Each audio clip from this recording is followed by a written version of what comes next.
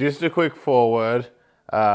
This experiment is a complete fail. So the review part of the video may be useful to you, but the time lapse and basically the whole grow itself was a fail.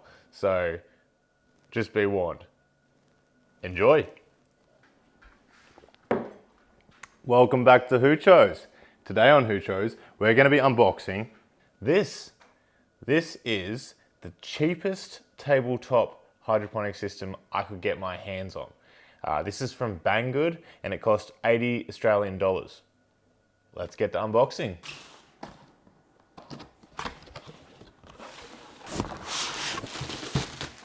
All right, pretty simple. The system's pretty compact. So pull that up. Yeah, nice. So we've got our instructions. This one actually gives you hydroponic nutrient. Wow. So you've got plant plugs and their version of net cups, which just sit in here, like so. And we've got a little pump too. Plant food. So to save on freight, it's liquid plant food, but it's inside, it's granular. And power brick. You happy in there, buddy? Okay, so these instructions are actually pretty good.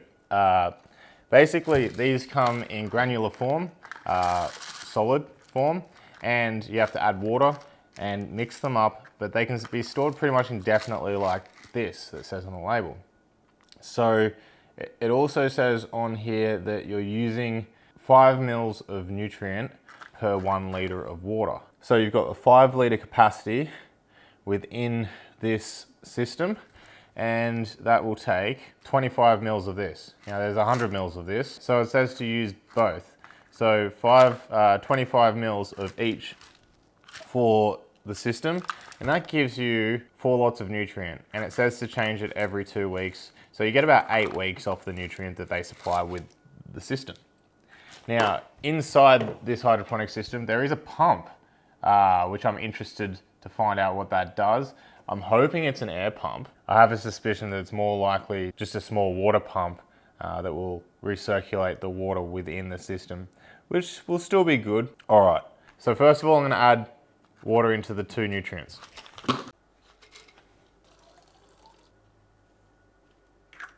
It comes with a neat little measuring thing too, so you can measure out how much you need. So that's your calcium nitrate.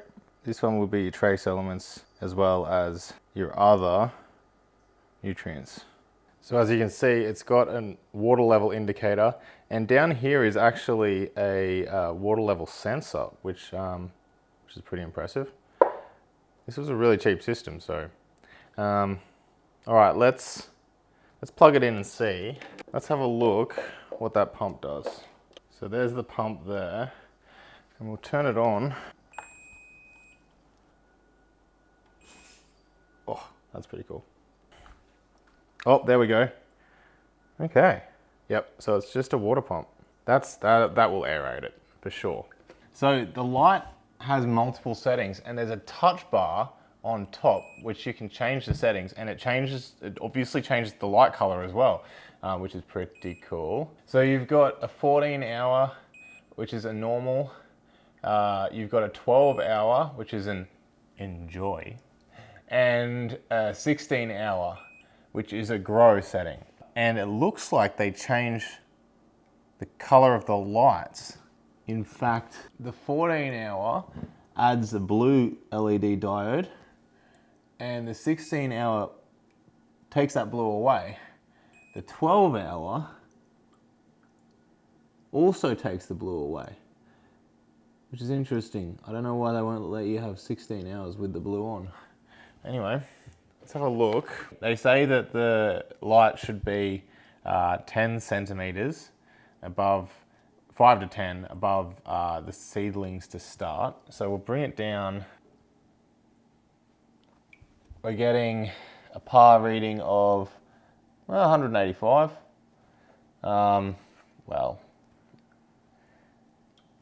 So it's 275 par at about 5 centimeters, between 5 and 10 on the, what's that one? Well, this is the grow. Holy shit. So you turn the grow on and the LED diodes up the par. Okay, so they've turned the blue diodes off, but they're turning up the diodes. So that's 500 there. 500 again. Yeah, so enjoy is 12 hours.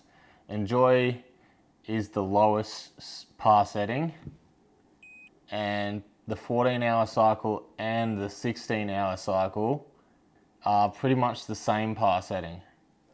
So I would definitely have it on the normal or grow setting, and you're getting a really decent par out of this light actually. That's probably a good height. This isn't a bad light for the price. All right, let's have a look at the watt draw. Okay, so that's the Enjoy no pump, and that is the 16-hour grow no pump. All right, so that is with the pump. So the pump doesn't take up much wattage at all. All right, so I'm always really interested in these kits that don't have a pH kit with them, how they handle random water. So I'm actually going to make sure these are dissolved first.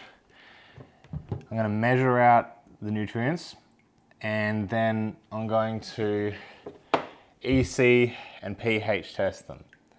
And we'll see what the readings are. 25 mils. All right, we've got an EC of 1.2, which is really good for growing leafy greens, which is probably what this system would be capable of, or ideal for anyway. My water is tank water. 6.4. I mean, the nutrients mix really well with my water anyway, and I can't see, as long as all the nutrients are there, I can't see you getting a bad result. The light is very reasonable for greens, and the instructions are pretty on the money as well. So it's not going to lead anyone astray. We're down to 6.2 on the pH as well. That's 6.1. That's probably going to level off at 6. That's pretty much perfect. Impressed so far. So as far as I can tell, it's really simple to plant seeds into this system. You just place the cap on like this and throw in these little plug holders. Now, you could probably fill these up with a different medium once you've used all the plugs. Either you could cut your rock wool down to size. I'd have the water level at the very bottom of this cone, so you're not, I guess, drowning the seedling too much. This water is actually waving because of the pump, so it will wash up and get the bottom of that cube. So we're just going to place in the holders like so. As you can see, it's just, the water level is just above where the bottom of your plug would sit. So we'll just pop that in, and it should soak up our nutrient solution. Just like so. I'm actually going to plant the seeds in these before I drop them in though. So just take out your plug holder, and I'm going to plant in some leafy greens. So I'll just put a few in each. Pop that in. Some radicchio. I think I might not do any basil because it just seems to take over the whole system. All right. And now all we have to do is set the light to about 10 centimeters above the seeds. We'll put it onto normal to start, and we'll see how it grows.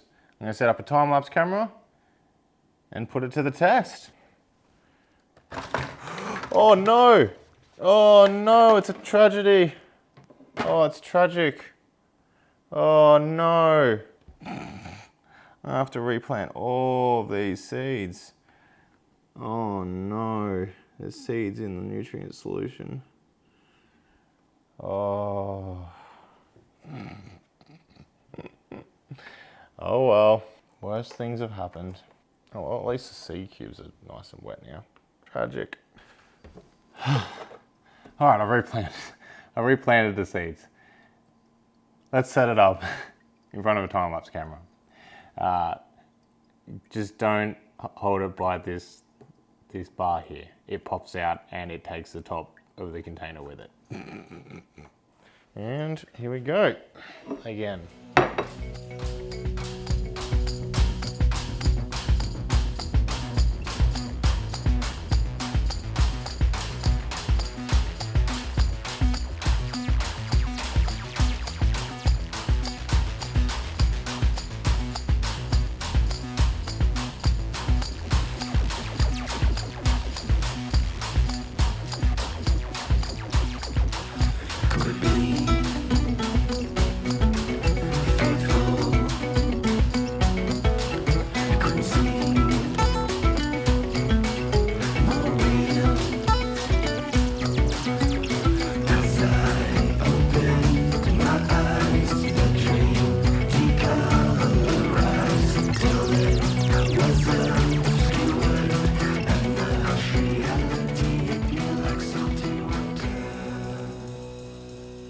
And will you look at that result?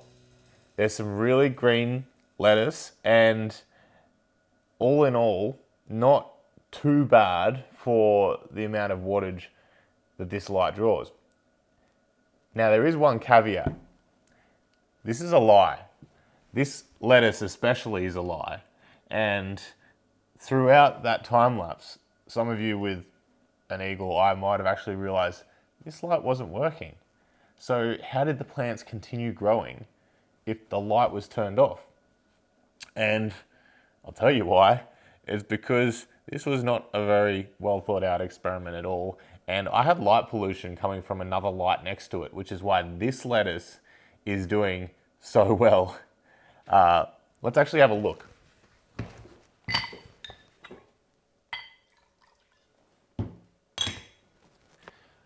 All right, so if we actually have a look at the time lapse of the plant, you can see the light isn't switching on and off. And over here, you've got the light pollution of my propagation area, which I should have completely separate to this experiment, to be honest. I don't know what I was thinking having it right next to it, but I thought that I'd get away with it because there shouldn't be much light coming off. This is a Spider Farmer SF600 over in this area. So if we have a look, you can see from basically the 8th of the 5th through to the 21st of the 5th, there was no light. And these plants on the right-hand side were surviving purely from the light pollution coming from over here, which really shouldn't happen. And it explains why they're doing so poorly. But you can see as the light comes back on, this plant here just explodes. So this light is actually doing really well. It's just that this experiment is basically a throwaway experiment. I really should do this experiment again. In fact, let me know if you want to see a full time lapse of this system again in a sealed room without any light pollution, and I will make that video for you. But at least we can glean that the light does work from the amount that that plant grew when it did turn back on. Another thing that happened was I missed the start of the time lapse again because of a faulty SD card, and I've replaced all the SD cards in my camera. Don't buy cheap SD cards, essentially. This is why I drink.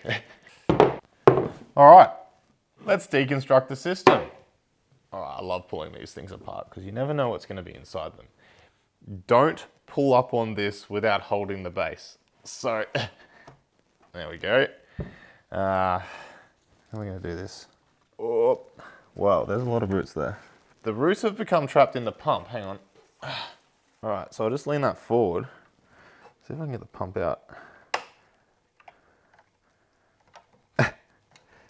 So the roots have, they've surrounded the pump. They haven't gone into the pump.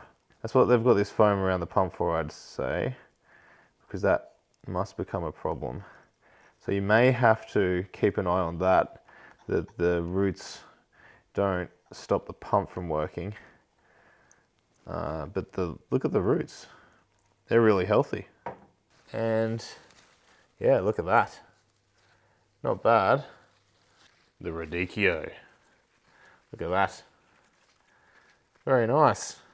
I'd also like to show you one of the most annoying sounds in the world. This is what happens when the water sensor dips below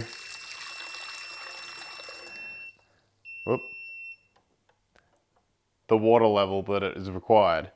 I hope this doesn't happen to anyone while they're asleep.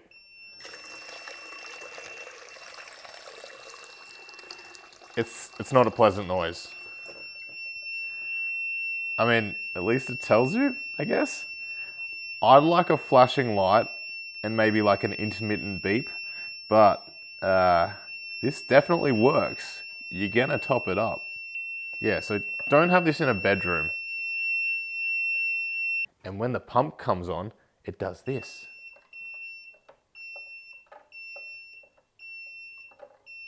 Oof. Oof. Look, I don't think it was a complete waste of time. I gleaned enough to know that the light does work. I do think that you could grow some greens under this light. Do I recommend this system? Well, it's a really well thought out system. If you're trying out hydroponics for the first time as a hobby and you're not looking to feed yourself from this system, sure, it has all of the information you need in a really easy to understand format, and it's really cheap.